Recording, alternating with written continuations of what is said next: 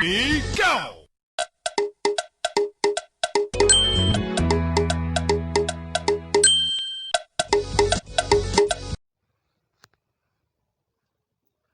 Breaking news. Welcome to today's headlines. How DSS allegedly brought over 200 armed thugs to attack Kanu'S supporters and Showore. How DSS allegedly brought over 200 armed thugs to attack Kanu'S supporters and Showore. To my dear listeners from wherever you're listening from, please stay tuned as I read today's news. The Department of State Services, Nigerian Secret Police, allegedly sent around 200 thugs to court on Friday as the trial of Nnamdi Kanu, the leader of the indigenous people of Biafra IPOB, resumed.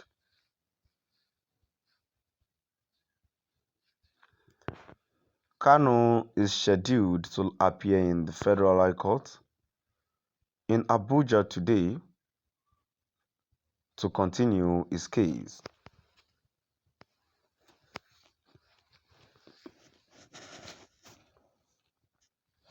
According to Sahara reporters,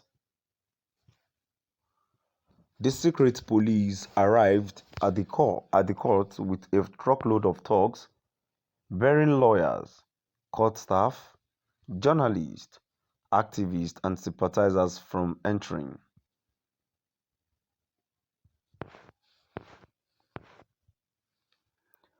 The thugs were said to have arrived with clubs, machetes, gasoline bombs, and other weapons at the courthouse. Sahara reporters also made it known that DSS personnel urged the thugs to deliberately target Omoyele Sowore, a human rights activist, and to assault anyone who openly supports Kanu.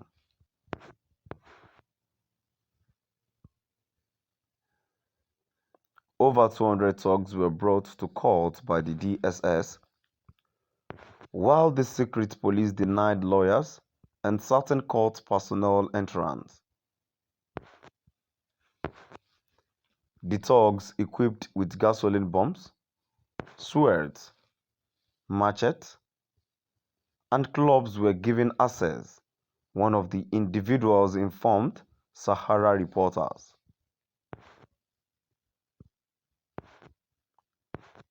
Another source claimed to have seen a DSS official meeting with the thugs and giving them orders.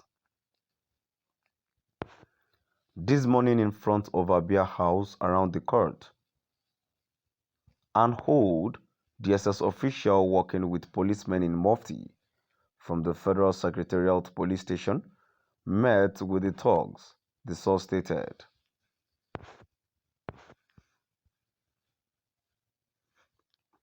Many times on the court ground,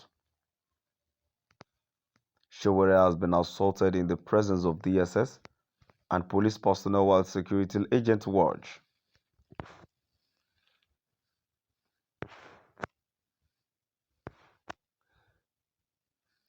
Despite Showore's continuous calls for justice, in the wake of the several assaults, no thugs have been apprehended or charged in court.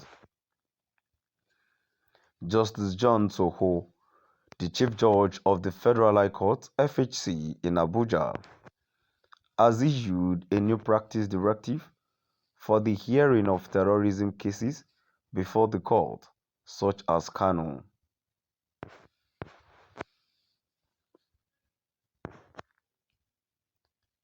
The new practice instruction was issued by Justice Ito in the exercise of his constitutional powers under Section 254 of the Nigerian Constitution of 1999 as amended.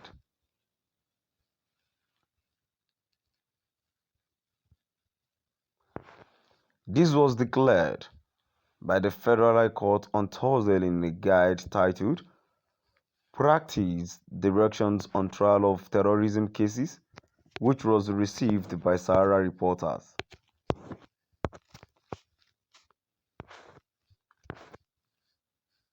The Chief Judge of the Federal High Court of Nigeria, Justice Soho, further stated that the distance and size of perimeters to be protected for the trial should be assessed on a case-by-case basis based on the recommendation of security services.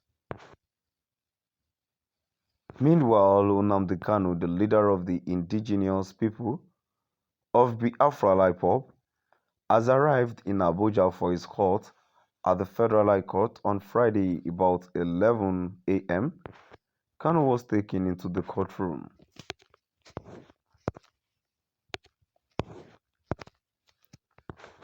Prince Kanu Meme, the IPOB leader's brother, announced the IPOB leader's arrival on Twitter.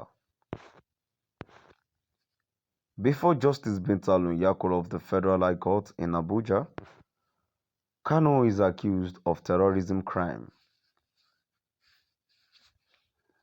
Kanu's fundamental human rights lawsuit against the Nigerian government are scheduled to be decided by Justice Nyako.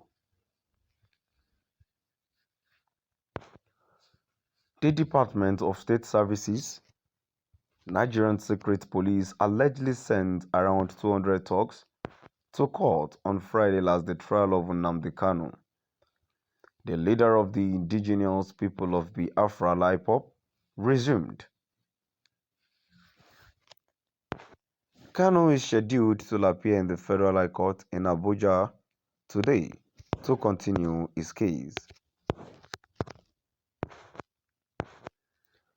According to Sahara reporters, the secret police arrived at the court with a truckload of thugs, barring lawyers, court staffs, journalists, activists, and sympathizers from entering.